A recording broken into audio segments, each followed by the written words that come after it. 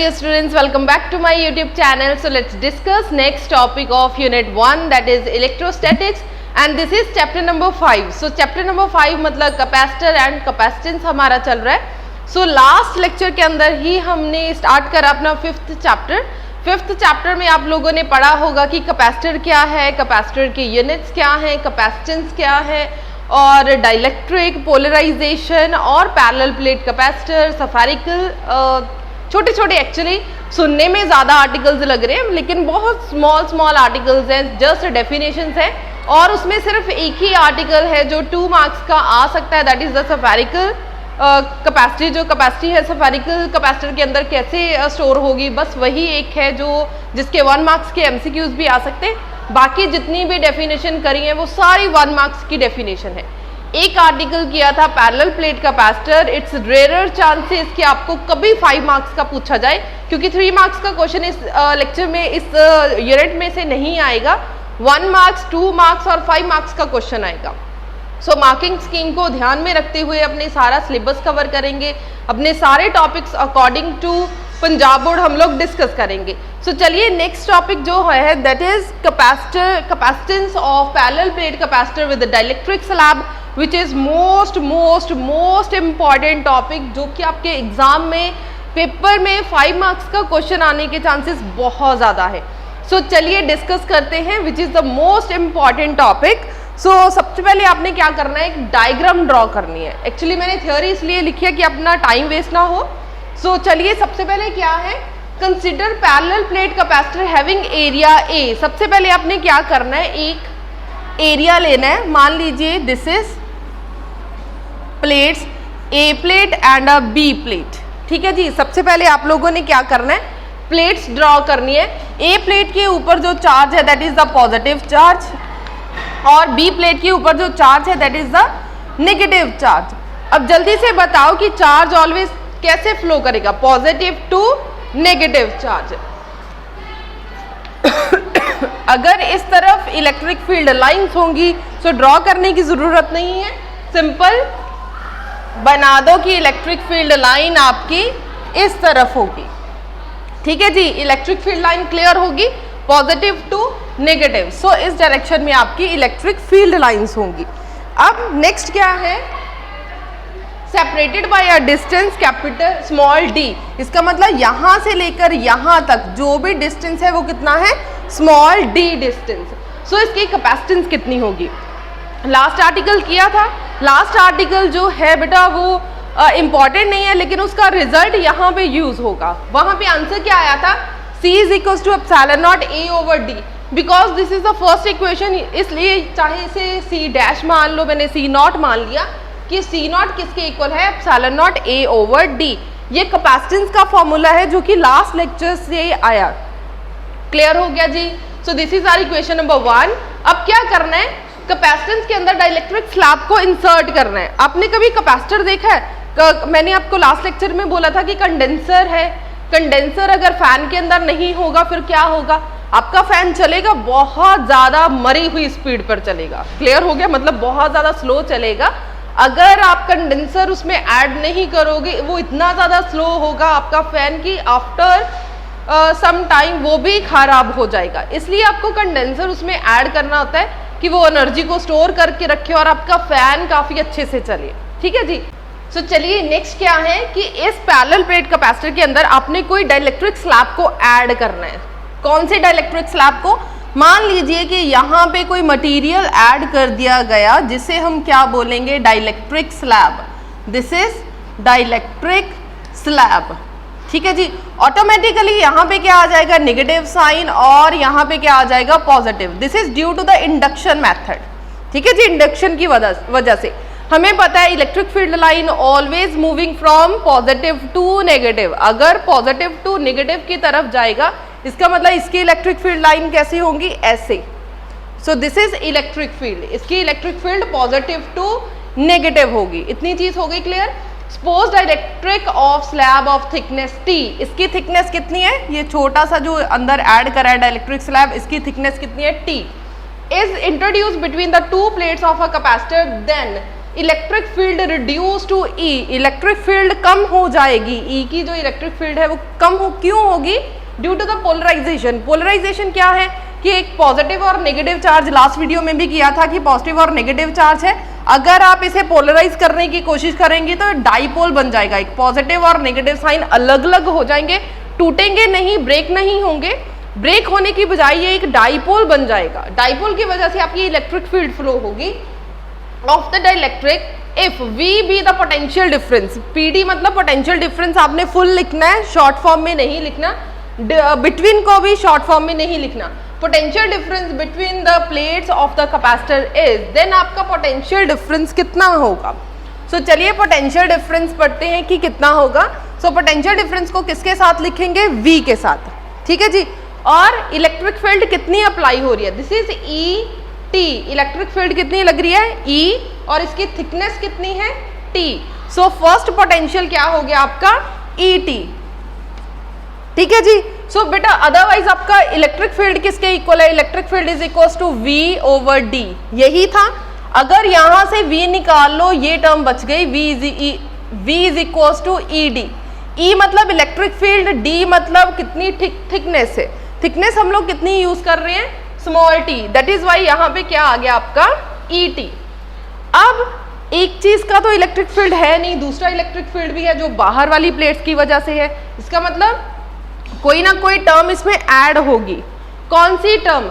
बाहर जो electric field लग रही है दैट इज E0, और उसकी कैपेसिटेंस को भी हमने C0 के साथ डिनोट किया था। यहाँ पे क्या लग रहा है? E0। इलेक्ट्रिक फील्ड कितनी है? E0, और इसका डिस्टेंस कितना है? डिस्टेंस सिर्फ इतना बच गया, ध्यान से ये चीज देख लो, डिस्टेंस सिर्फ इतना बच गया।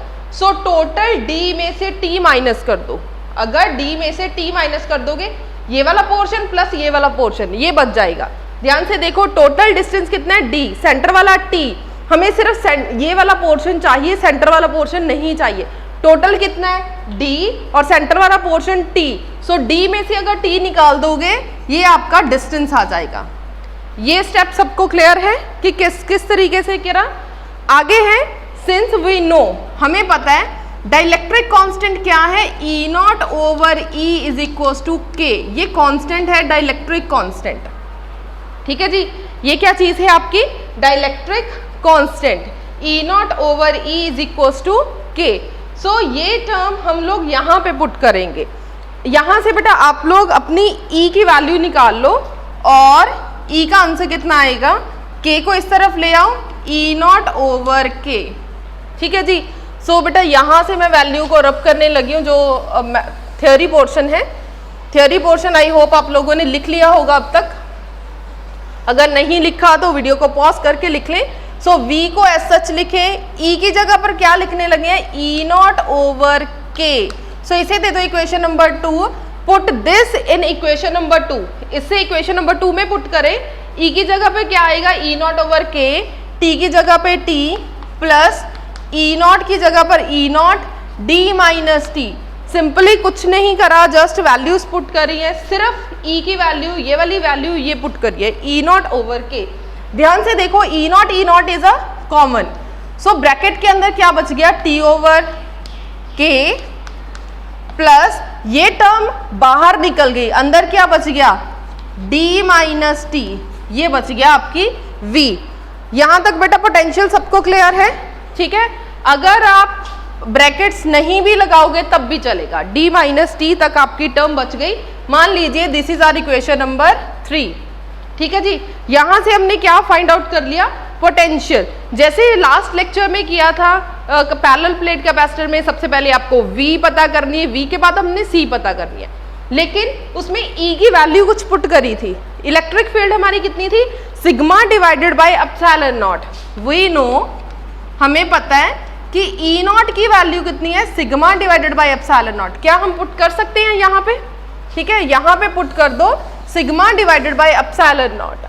आप लोगों के पास कॉपी है, आपने नेक्स्ट स्टेप में करना है, सेम स्टेप के अंदर नहीं करना है। E divided sigma divided by epsilon not यहाँ पे लिख दो। अगेन वी नो, हमें पता है सिग्मा किसके इक्वल है? This is the surface charge density. Sigma किसके इक्वल है? Q divided by epsilon not है। इसके सो सिग्मा की जगह पर इन द नेक्स्ट स्टेप मैं यहीं पे मॉडिफाई कर रही हूँ, आप लोगों ने नेक्स्ट स्टेप में लिखना है Q divided by area, sorry Q divided by area, surface area, ठीक है। यहाँ पे लिख दिया A चाहे आगे लिख दो चाहे पीछे लिख दो, एप्सिलॉन नॉट के कोई फर्क नहीं पड़ेगा। मतलब फाइनली हमारे पास जो थर्ड इक्वेशन को मॉडिफाई करके हमारे पास ये टर्म बच गई। यहां तक सबको क्लियर है? इसका मतलब V पता चल गया। अब क्या पता करना है? Capacitance. So capacitance of capacitor, capacitance of parallel plate capacitor, आप पूरी लाइन लिख लो। कैपेसिटर इज C किसके इक्वल है? Q divided by V। ये टर्म सबको पता है ना कि कैपेसिटेंस किसके इक्वल है? Q divided by V। Now put the values, Q की जगह पर एज सच Q लिखा रहने दो और V की जगह पर क्या पुट करने लगे? ये term. So Q multiply by divided में है, मतलब कि ऊपर ले जाओ एप्सिलॉन नॉट A, और ये टर्म Q के साथ ही लिख दो T over K plus D minus T। Q के साथ Q हो गया आपका कैंसिल। अगर Q के साथ Q कैंसिल करोगे आपके पास फाइनली क्या होगा? C किसके इक्वल बच गया? C is equal to A epsilon not over. So बेटा जो टर्म बच गई उसे ऊपर लिख दो, ठीक है। So A epsilon not as such आ गया, C is equal to A epsilon not. ये टर्म यहाँ पे लिख दी। ये स्टेप सबको क्लियर है? कहीं पे भी कोई प्रॉब्लम हो बेटा साथ साथ पूछते जाना, ठीक है जी। इसके बाद लिखो if whole the space between the plates, अगर सारी प्लेट्स के बीच में जितनी भी स्पेस है, if the space between the plates, अगर प्लेट्स के बीच की जितनी भी स्पेस है वो सारी फिल कर दी जाए, is filled with dielectric, is filled with dielectric, जितनी भी थोड़ी बहुत भी स्पेस है वो भी क्या होगी? कवर होगी। मतलब इतना बड़ी प्लेट्स के बीच में जो आपने डाइलेक्ट्रिक स्लैब ऐड करी वो इतनी भी स्पेस है नहीं, ठीक है। मतलब कुछ इस तरीके का आपने स्पेस को ऐड कर दिया, डाइलेक्ट्रिक स्लैब को ऐड कर दिया, मतलब बिल्कुल भी जो स्पेस है वो बची नहीं। इसका मतलब D भी उतना ही है जितना कि T है। So D is equal to T।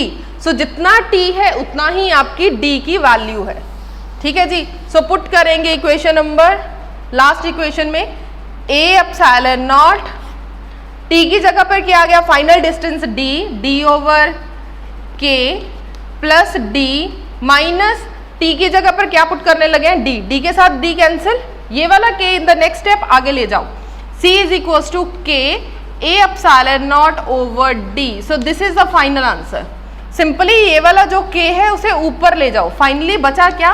A epsilon not D over K। In the next step ये वाला K ऊपर ले गए, फाइनली क्या बच गया? C is equal to K A epsilon not over D। So this is the final answer, ठीक है जी। यही आंसर बेटा आपके लास्ट वीडियो के अंदर आया था, सेम आंसर आपका इस वीडियो के अंदर सेम आंसर आया है। अब ध्यान दो, A epsilon not over D क्या है? C नॉट, लिख सकते हैं इसे C नॉट। सो ध्यान से देखिए, सेम इक्वेशन आ गई बेटा जो लास्ट लेक्चर के अंदर थी। सो C का आंसर कितना आ गया? ये सारा K की जगह पर K और this term whole is C naught from equation number 1, from equation number 1। First equation से आपका ये आंसर आ गया। लास्ट में एक लाइन जरूर लिख दो।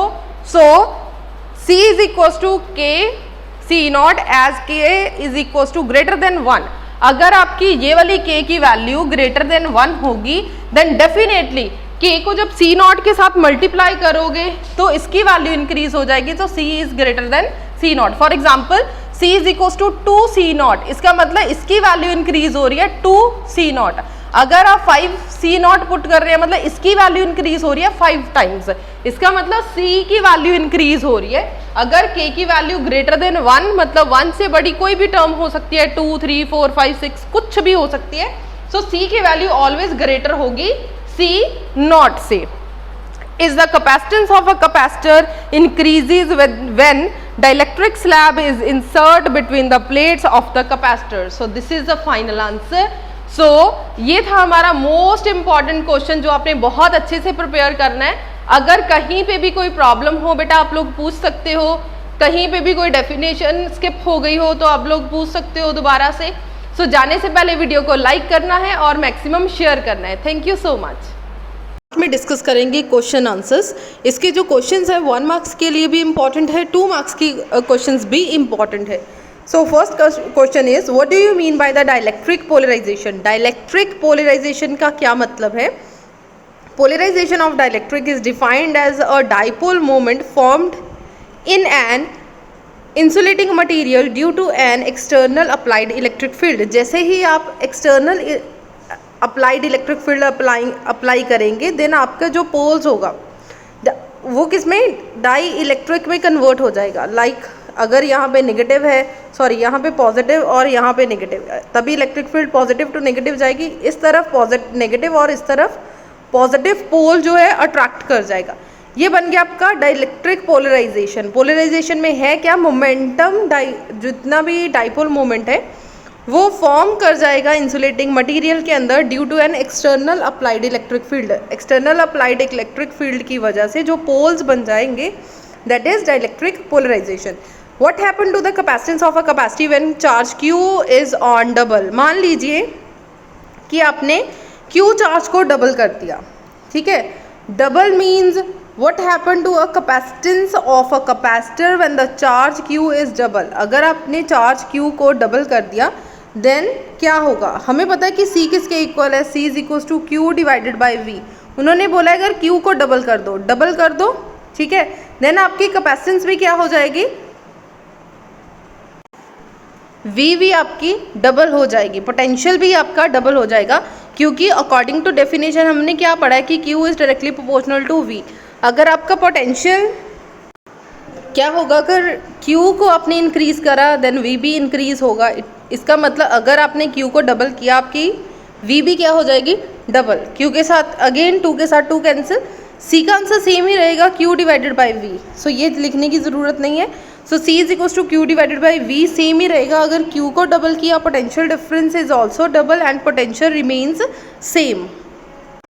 बेटा नेक्स्ट बिल्कुल छोटी छोटी डेफिनेशंस हैं। Define polarisation. पोलराइजेशन जो है dielectric polarization both are a same thing.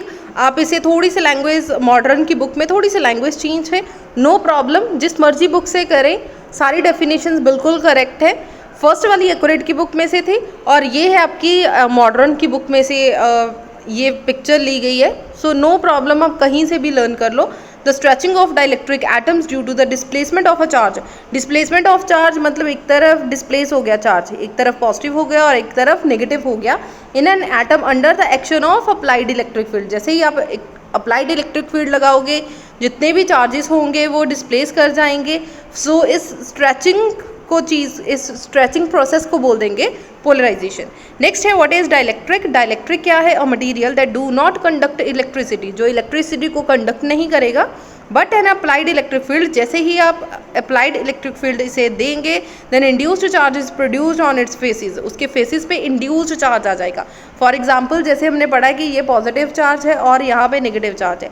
Otherwise जो डाइलेक्ट्रिक आपका मटेरियल होगा वो कंडक्ट नहीं करेगा, लेकिन जैसे ही आप पॉजिटिव नेगेटिव चार्ज दोगे यहाँ पे क्या इंडक्शन मेथड आ जाएगा। इंडक्शन मतलब पॉजिटिव की तरफ नेगेटिव अट्रैक्ट होगा और नेगेटिव की तरफ पॉजिटिव अट्रैक्ट होगा। So this process is known as a dielectric. Next question is why does the electric field inside a dielectric decrease. जो इलेक्ट्रिक फील्ड है डाइलेक्ट्रिक के अंदर डिक्रीज क्यों हो जाएगी, क्यों होगी, क्योंकि जैसे ही आप अप्लाइड इलेक्ट्रिक फील्ड अप्लाई करोगे वहाँ पे पोलराइजेशन मेथड आ जाएगा। पोलराइजेशन मतलब एक तरफ पॉजिटिव और एक तरफ नेगेटिव चार्ज चला जाएगा। सो उसमें भी कोई ना कोई इलेक्ट्रिक फील्ड लगेगी जो कि उसके ऑपोजिट डायरेक्शन में होगी। जो अभी हमने इस लेक्चर में पढ़ा था ना, डाइलेक्ट्रिक स्लैब आपने इंसर्ट किया, एक हो गया प्लेट्स का चार्ज, एक हो गया प्लेट्स का चार्ज, एक हो गया ये स्लैब का, यहाँ पे नेगेटिव आ गया, यहाँ पे पॉजिटिव आ गया। इसकी इलेक्ट्रिक फील्ड इस तरफ थी और इसकी इलेक्ट्रिक फील्ड इस तरफ। So both are equal and opposite होने की वजह से, जो इक्वल नहीं ऑपोजिट होने की वजह से जो इलेक्ट्रिक फील्ड की स्ट्रेंथ है वो कम हो जाएगी। So answer is when an dielectric is placed in an external electric field, the electric field due to the polarization of the dielectric opposes it। opposes पता चल गया क्योंकि opposite side पे है। Hence the electric field gate reduced, जिसकी वजह से electric field क्या हो जाएगी, रिड्यूस हो जाएगी। नेक्स्ट क्वेश्चन पे चलते हैं। डिफाइन डाइलेक्ट्रिक स्ट्रेंथ क्या है? डाइलेक्ट्रिक स्ट्रेंथ है मैक्सिमम वैल्यू इलेक्ट्रिक फील्ड की that an dielectric can withstand without the break down of the dielectric. Dielectric को टूटे बिना जस्ट उसे स्ट्रेच कर देगा। Gives a measure of dielectric strength, मतलब मान लीजिए आपके पास ये पॉजिटिव नेगेटिव चार्ज है, ठीक है, ये स्ट्रेच कितना स्ट्रेच हो रहा है, इतना स्ट्रेच हो रहा है या ज़्यादा स्ट्रेच हो रहा है, कितना स्ट्रेच हो रहा है, मैक्सिमम स्ट्रेच कितना हो रहा है, विदाउट द ब्रेक डाउन, टूटने से पहले पहले जितना भी उसका टूटेगा तो है ही नहीं, ठीक है, जस्ट स्ट्रेच होगा, कितना मैक्सिमम स्ट्रेच हुआ है उस पर्टिकुलर स्ट्रेचिंग को हम लोग बोल देते हैं डाइलेक्ट्रिक स्ट्रेंथ। इसकी स्ट्रेंथ कितनी है। नेक्स्ट है name the physical quantity whose unit is coulomb per volt, its SI unit और अ कूलम। हमें पता है कि C किसके इक्वल है, Q divided by V। Q के यूनिट्स क्या हैं, कूलम, और V के यूनिट्स क्या हैं, volt, that is coulomb per volt. Coulomb per volt ही पूछा है, सो किसके यूनिट्स है, कैपेसिटेंस के, और कैपेसिटेंस जो है हमारा स्केलर क्वांटिटी है। नेक्स्ट है what do you mean by the capacitance. Capacitance क्या है, this is the most most most important definition. बहुत अच्छे से इसे लर्न कर लो, समझ लो कि कैपेसिटेंस क्या है। Capacitance of a capacitor may be defined as the ratio of electric charge on its electric potential. मतलब C is equal to Q/V है। Q मतलब जब भी डेफिनेशन आए ना कैपेसिटेंस की, मैथमेटिकल पोर्शन जरूर लिख कर आओ, C is equal to Q/V। Book ने नहीं लिखी, आपने लिख कर आनी है। कैपेसिटेंस ऑफ अ कैपेसिटर क्या है, डिफाइन किया जा रहा है, रेशियो किसकी है, charge, electric charge on an electric potential, ठीक है जी। और इसके यूनिट्स क्या है, कूलम पर वोल्ट या फिर फैरेड, ठीक है जी, this is the unit of farad. Last question is pico farad. Pico means PF किसके इक्वल होगा, PF is equal to 10⁻⁻12 farad. ये चीज़ मैंने आपको लेक्चर में भी बताई थी कि माइक्रो फैरेड पिको फैरेड को कन्वर्ट करना है, दिस इज द स्मॉलेस्ट और a basic units, so pico farad means 10⁻⁻12 farad. Next is also most important question, define dielectric constant क्या है। Also most important question, dielectric constant of a dielectric medium is defined as a ratio of capacitance of a capacity when an dielectric fills the space between the plate of the capacitance। dielectric constant क्या चीज़ है, किसी dielectric medium की find out करेंगे जिसमें ratio है किस चीज़ की, capacitance of capacity. जब आपने डाइलेक्ट्रिक स्लैब को ऐड करा किसी प्लेट्स के बीच में, then there is a vacuum between the plates of the capacitor. उस टाइम दोनों प्लेट्स के बीच में क्या होगा, वैक्यूम। वैक्यूम मीन्स बिल्कुल ही हवा भी नहीं है, यहाँ पे कुछ भी नहीं है, ठीक है, रेशियो है medium divided by vacuum. So this is important definition. Next question है on inserting a dielectric between the plates. अगर आप डाइलेक्ट्रिक ऐड करोगे किसी प्लेट्स के बीच में, then its capacitance is found to be increase 5 times. What is the relative permeability of the dielectric. हमें पता है कि C का आंसर कितना आया था, ε0 A/D, 7 multiply K is a dielectric constant. उन्होंने बोला 5 टाइम इंक्रीज हो गया, इसका मतलब 5 ε0 A/D आ गया। इसका मतलब कैपेसिटेंस भी क्या होगी, 5 टाइम्स इंक्रीज हो जाएगी, ठीक है जी। सिंपल आंसर है when dielectric of relative permeability ε0 is insert की जाएगी, then the capacitance of capacity ε0 times, since the insert of the dielectric capacitance increase कर जाएगी 5 times, the relative permeability of the dielectric is 5। Simple answer लिख दो कि dielectric capacitance is increase 5 times. Simple language में भी आप लोग लिख सकते हो, ठीक है जी। नेक्स्ट एक सिंपल सा न्यूमेरिकल है जो कि 1 मार्क्स के अंदर पूछा जा सकता है। और पैरेलल प्लेट कैपेसिटर है, उसकी कैपेसिटी जो है 6 माइक्रोफैरेड है, area in between the plates is 60 microfarad. अब दो चीज़ें हैं, इसका मतलब रेशियो है, that is the dielectric constant. Dielectric constant क्या था, किसी मीडियम का ratio capacitance divided by capacitance of a vacuum, vacuum या फिर एयर। यहाँ पे एयर की बात की गई तो एयर लिखेंगे। मीडियम के अंदर कितना है 60 और एयर के अंदर कितना है 6, सो 60 डिवाइडेड बाय 6 कितना आ गया 10 आंसर। सो सिंपल आ गया 10 आंसर। अब इसके हल्के फुल्के न्यूमेरिकल्स करेंगे, हो सकता है आपको 2 मार्क्स में कहीं पूछे जा सके। सो this is a very very simple numerical. What is the area of a plate of parallel plate capacitor of capacity 2 picofarad. अब हमें क्या गिवन है, C गिवन है। C कितना गिवन है 2 पिकोफैरेड। पहले पिकोफैरेड को कन्वर्ट कर दो फैरेड में, 10⁻⁻12 farad with separation between the plate is 0.5 centimetre, मतलब d गिवन है 0.5 सेंटीमीटर, सेंटीमीटर को मीटर में कन्वर्ट कर दो, देन मल्टीप्लाई कर दो 10⁻⁻2 के साथ, ठीक है जी, ये हो गया मीटर में convert. We have to find area, area मतलब C is equals to epsilon naught A over D। So A पता करना है, मतलब A को इसी तरफ लेने दो, D उस तरफ ले जाओ, CD divided by epsilon not.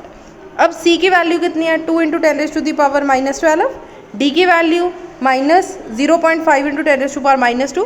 Epsilon not की वैल्यू स्टैंडर्ड है, फर्स्ट लेक्चर के अंदर किया था 8.854 × 10⁻⁻12। जस्ट इसे सॉल्व करें और इतना आंसर आ जाएगा। सिंपल, बिल्कुल सिंपल न्यूमेरिकल है जो 2 मार्क्स के अंदर आने के चांसेस बहुत ज़्यादा है। अगर आप इलेक्ट्रिक फील्ड, इलेक्ट्रिक पोटेंशियल के न्यूमेरिकल कहीं ना कहीं स्किप भी करके जाओगे ना चलेगा, लेकिन आप कैपेसिटर के न्यूमेरिकल्स बिल्कुल भी स्किप करके नहीं जा सकते। नेक्स्ट क्वेश्चन आ जाओ। पैरेलल प्लेट कैपेसिटर है with air between plate has a capacitance 8 पिकोफैरड, मतलब C आपको कितना गिवन है 8 पिकोफैरड। पिकोफैरड को कन्वर्ट करो 10⁻⁻12 farad. What will be the capacitance if the distance between the plate is reduced? अगर D को रिड्यूस कर दिया जाए D/2, मतलब न्यू जो डिस्टेंस आया वो कितना आया D/2 रिड्यूस कर दिया गया, and the space between them filled with a suitable dielectric constant. Dielectric constant मतलब आपको K गिवन है 6, ठीक है जी, ये चीज़ आपको गिवन है। अब उन्होंने क्या बोला है कि the parallel plate capacitor with area इतना है, what will be the capacitance, मतलब आपको C पता करना है। अब C का फॉर्मूला क्या है, C is equals to A epsilon not over D। D की जगह पर क्या लिखेंगे D/2, ठीक है, D डैश है, so A epsilon not D/2। D/2 मतलब 2 को ऊपर ले जाओ। आ गई ये बात, इतनी चीज़ हो गई क्लियर बेटा। C का फॉर्मूला क्या बन गया A एप्सिलॉन नॉट D/2, ठीक है जी, क्योंकि उन्होंने डाइलेक्ट्रिक कांस्टेंट की बात करी है तो K लिख दो साथ। K की वैल्यू कितनी है 6, A की वैल्यू, एरिया हमें पता करना है, एप्सिलॉन नॉट की वैल्यू, एप्सिलॉन नॉट ही लिखा रहने दो, 2 डिवाइडेड बाय D, डिस्टेंस कितना गिवन है D/2, सो सिंपल D ही लिख दो, ठीक है। 6 2s are 12 A epsilon not over D, ये C का आंसर आ गया। C डैश का, ठीक है, ये सारी टर्म किसके इक्वल है C के equal, according to first equation this is equal to C, और C की वैल्यू हमें कितनी गिवन है 8, सो 12 × 8 कितना आ गया 96 picofarad. So this is the final answer, done जी। सो सिंपल सा फॉर्मूला है, जस्ट पुट करा और आंसर आ गया। Next question is your homework, try करके देखिए, डिट्टो सेम इसी तरीके से हमने सॉल्व करना है। अगर नहीं सॉल्व हुआ देन कमेंट सेक्शन में दे देना कि मैम कैपेसिटेंस का सेकेंड न्यूमेरिकल सॉल्व नहीं हुआ। सो नेक्स्ट लेक्चर में हम लोग डिस्कस कर लेंगे कैपेसिटेंस का जो नेक्स्ट लेक्चर है, that is also important lecture, वो भी कैपेसिटर का ही क्वेश्चन होगा, उसके साथ ये न्यूमेरिकल डिस्कस कर लेंगे। So this is the last numerical in this video. सो जाने से पहले वीडियो को लाइक कर दे, मैक्सिमम शेयर कर दे। Thank you so much.